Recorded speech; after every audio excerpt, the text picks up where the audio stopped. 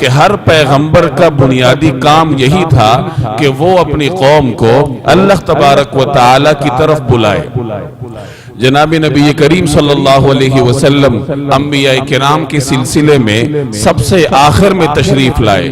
اللہ جل جلالہ نے رسول اللہ صلی اللہ علیہ وسلم کو بھی یہی فریضہ سپرد کیا کہ ادعو الی سبیل ربک، کہ اپنے رب کے راستے کی طرف اپنی قوم کو بلائیے۔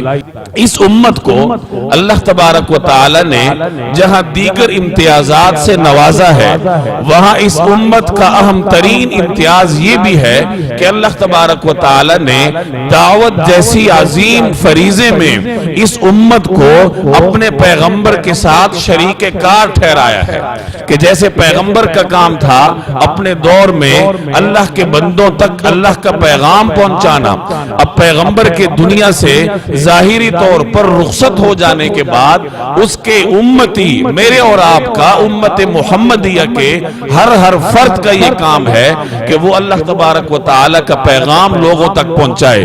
رسول اللہ صلی اللہ علیہ وسلم نے حجۃ الوداع کے موقع پر جب اپنی امت کو صحابہ کرام کے مجمع کو نصیحتیں فرمائی تو ساتھ یہ بھی ارشاد فرمایا فَلْيُبَلِّغِ الشَّاهِدُ الْغَائِبُ، کہ ہر حاضر کا یہ کام ہے کہ وہ غائب تک پہنچائے، کہ جو لوگ یہاں موجود ہیں اور میری بات سن رہے ہیں، میری نصیحتیں انہوں نے سماعت کی، ان کی یہ ذمہ داری ہے کہ جو یہاں کسی وجہ سے نہ آ سکے ان تک یہ پیغام پہنچائیں۔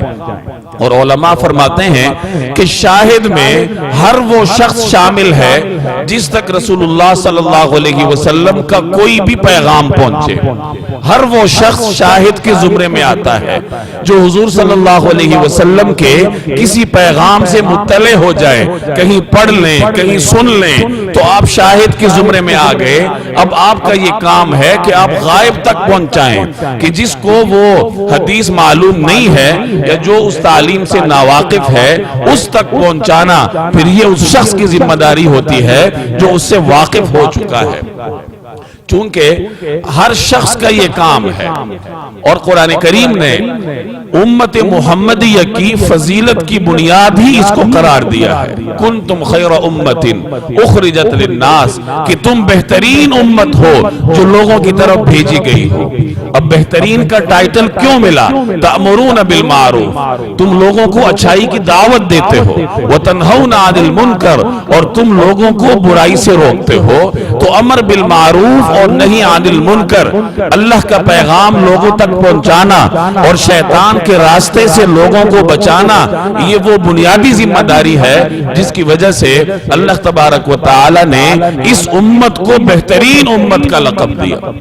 قرآن کریم ایک اور جگہ منافق اور مومن میں فرق بیان کرتا ہے، والمؤمنون والمؤمنات بعضهم اولیاء بعض، کہ مومن مرد اور مومن عورتیں ایک دوسرے کے دوست ہیں، ولی ہیں ایک دوسرے کے، اور کام کیا ہے ان کا؟ یأمرون بالمعروف، اچھائی کا حکم دیتے ہیں، وینہون عن المنکر، اور برائی سے روکتے ہیں۔ یہ مومن کی علامت ہے۔ منافق کا ذکر ہوتا ہے، منافق مرد اور عورتیں وہ ایک دوسرے میں سے ہیں، ان کا کام کیا ہے؟ یأمرون بالمنکر وینہون عن المعروف، وہ لوگوں کو برائی کی طرف بلاتے ہیں اور اچھائی سے روکتے ہیں۔ اب ان دونوں آیات کا خلاصہ یہی ہے کہ مومن کی پہچان ہی یہی ہے کہ وہ دوسروں تک اللہ کا پیغام پہنچائے گا، اور مومن اور منافق کا بنیادی فرق ہی یہ ہے کہ مومن اللہ کا پیغام دوسروں تک پہنچاتا ہے۔ جناب رسول اللہ صلی اللہ علیہ وسلم کے اس اہم ترین فریضے کو لے کر آگے بڑھنے والا ہوتا ہے۔ اب چونکہ یہ کام ہر شخص کے کرنے کا ہے تو اس کا منہج بھی سیکھنا پڑتا ہے، اور اس کا بہترین منہج وہ ہے جو جناب رسول اللہ صلی اللہ علیہ وسلم کی زندگی میں آپ کو ملے گا۔